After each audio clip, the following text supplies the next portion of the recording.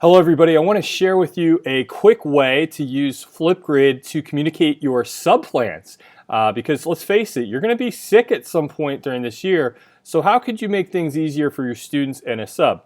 So here's one little caveat that I think is going to be extremely helpful for you when doing this. You might want to consider making just a grid for your subplans, okay? And one of the reasons why is because if you make this public, then anybody can access this, and that would be helpful for a substitute outside of your school district who might not necessarily have access to email. If you have students responding to stuff, you might want to use your school email or student ID for students to do that. And so this I'm going to set up. It's going to be called My Subplans for 2019-20, and I'm going to hit Next. I'm going to hit, I can use a password if I want. I'm not going to do that right now. And here we go. So I got this class all set up. And this right here, Say Hello on FlipGrid, I'm just going to go ahead and get rid of that, make it hidden. Now here's where what you can do. You can actually go in, and I created this. This is a sample lesson plan for today. So I want to share with you what exactly that's going to look like. And right now I actually have it housed under my sample class right here. And I'm going to move this here, and I can do that. I can create it somewhere else, and I could actually move it. And that's what I'm going to do right now. I'm going to actually move this to my subplans. I'm going to move this topic. All right, so here it is. So what I did is I created this. There's a video, and then there's instructions. I'm going to hit the edit topic feature here just so that you can see how this is set up. So I said that this recording was going to be 5 minutes long. I have right here, I have what we're going to do today. Now I put down instructions, specific instructions, and I used a couple tools that you might want to be aware of. First of all, I put a hyperlink right here to this website. You can simply do that by highlighting text and clicking right here on Insert Link. Then what I did, and this is really neat, you can actually link to a discussion question on another board. So for example, I told you just a few minutes ago that when I was on FlipGrid, I actually created another board, another grid. Let me just go back here. And I called it my Period 1 class, and this is where all my Period 1 discussion questions are housed. And as you can see, only those with school email access have access to it. I just went right here, here's my article summary, and I said, you know what, I want to share that, and I want to make sure that students have access to it, so I'm just going to copy this. I'm going to go to my subplans. Okay, so let me just go back. I'm going to go back to my subplans. And I'm just going to edit this right here. And I'm going to highlight this and use this link right here and just paste in the URL to that discussion question. Now what's going to happen is my students and the substitute or anybody else can access the instructions and the video that I'm going to say.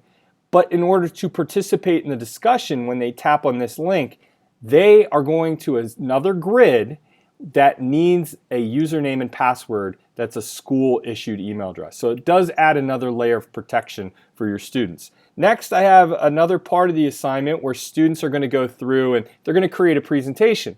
Now I've put together maybe a rubric, I've put together a tic-tac-toe board of different options. So in order to get that to students, I decided, you know what I'm going to do is I'm going to add attachments. So you can add up to 9 different attachments.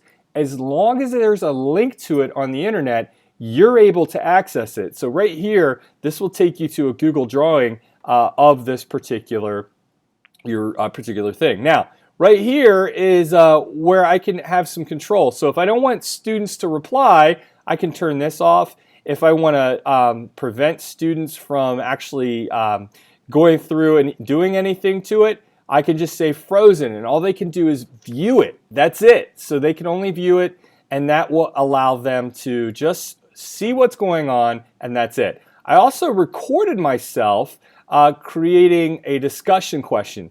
What I love about this is that I can use text, I can use the whiteboard feature to give instructions and to teach important concepts in 5 minutes or less. Now what I'm going to do is I'm going to say update topic. So the next thing is well, how do I get this to students? How do I get it to my substitute? I simply go right here. I just share. I can share this link right here.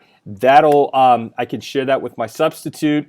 I could write it down and they could type it in their web browser. I could just print out this QR code. They could use any device. They don't even need the FlipGrid app on their device in order to access this. They can simply go to that QR code. They could go through Google Classroom, Remind, Microsoft Teams, or you could even embed this on your web page. So let's see what it might look like. So I'm going to hit copy, and then I'm going to just open up a new incognito window because I'm not signed into FlipGrid, and I'm going to show you what this looks like. So I'm going to open this up. Here you go. This is my subplans. Boom. They can go to USA Today. So when I click on that link, it goes to USA Today. When I want to record myself discussing it through FlipGrid, click right here. It automatically forces me to log in. Now I can watch a video that I created as well. So this is a video that I recorded. Check it out. Hey class, today what I'm going to do is give you some instructions because I certainly do that, but we want to make sure that we go to USA Today. So as you can see, I put down text. I can put text right here. I can put pictures. I can even write on my screen. I can use the whiteboard. I can summarize, and I can even highlight certain things. So it's a really great feature to have available. Now, if students need to go through and access the choice board for the current event or any other of my 9 links, they can simply click here. It takes them right to that link. Just make sure that if you do have a Google Doc that you're sharing and you want your students or you want your substitute teacher to have access to that, make sure you check out your sharing settings. So for example, this is my tic-tac-toe board. When I go right up here to share, I want to make sure that anyone with the link can view. That's very, very important.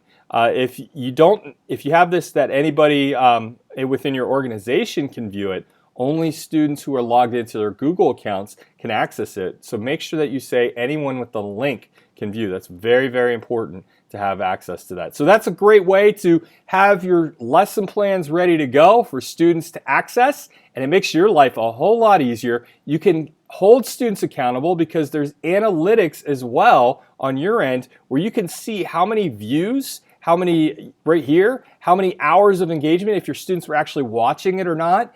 You can even have your students reply to discussion questions, and that is a great way to keep them accountable when you aren't around.